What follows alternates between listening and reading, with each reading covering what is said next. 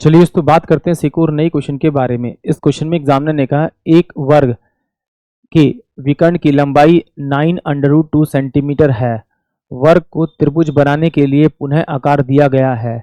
उस त्रिभुज में बनाए जा सकने वाले सबसे बड़े अंतःवृत्त का क्षेत्रफल क्या होगा, ये एग्जामिनर मुझसे पूछ रहा है। देखिए यहाँ पर इसने एग्जामिनर ने मुझे ये नहीं बताया कि वो कौन सा त्रिभुज बन रहा है, तो हमारे लिए इससे आसान इक्विलेटरल ट्रायंगल पड़ता है यानी समबाहु त्रिभुज पड़ता है, तो हम उसी को मान के इसको सॉल्व करेंगे।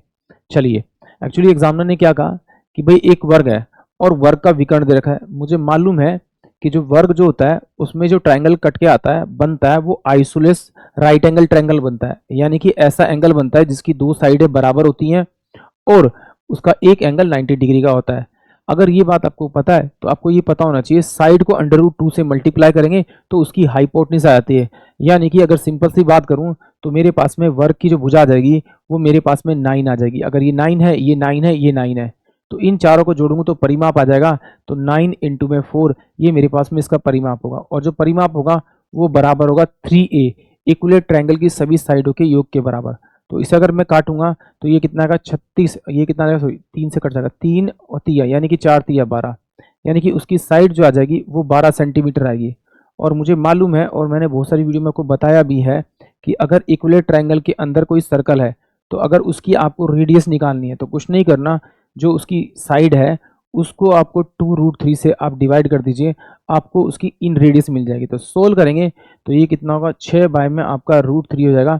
√3 नीचे छोड़ते नहीं तो √3 से ऊपर मल्टीप्लाई कर दीजिए, √3 से नीचे मल्टीप्लाई कर, तो 3 दूनी 6, यानी कि 2√3 जो आएगी वो उसकी इन रेडियस आ जाएगी। अगर उसकी इन रेडियस आ गई तो सर्कल निकालने में कोई दिक्कत नहीं है, क्योंकि सर्कल का एरिया होता है पाई और आर का स्क्वायर। आर कितना मेरे पास में 2 अंडर रूट में आपका 3 का स्क्वायर, तो ये मेरे पास में 2 दूनी 4, 4 3 12, 12 पाई इस क्वेश्चन का करेक्ट आंसर आएगा। यानी कि ऑप्शन जो मेरे पास में आपका सी होगा वो इस क्वेश्चन के लिए करेक्ट होगा।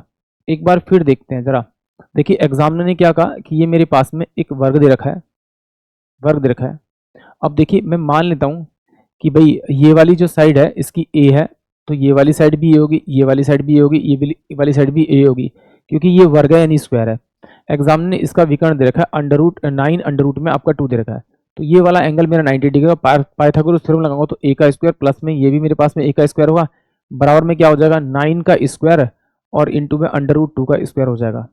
ये क्योंकि ए का स्क्वायर प्लस बी का स्क्वायर इस टू में क्या होगा सी के स्क्वायर के बराबर होगा, यानी ए यानी बेस का स्क्वायर आधार का स्क्वायर दोनों को जोड़ के बराबर कर्ण के स्क्वायर के बराबर होगा।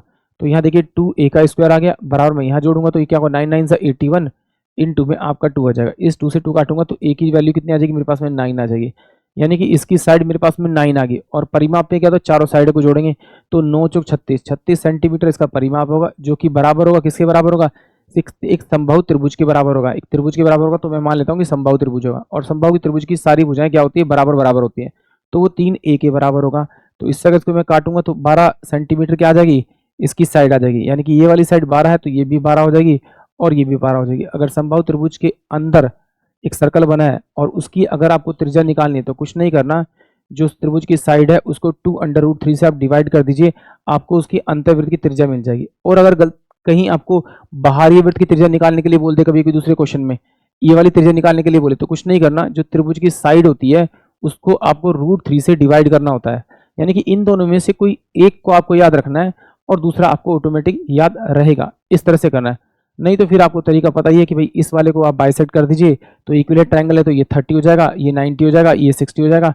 फिर इस तरह से मैंने आपको बहुत सारे क्वेश्चन बताया, आप उस तरह से भी सोल्व कर सकते हैं, यानी कि ऑप्शन सी जो है वो इस क्वेश्चन के लिए करेक्ट होगा। आई होप आप सभी को क्वेश्चन समझ में आया होगा।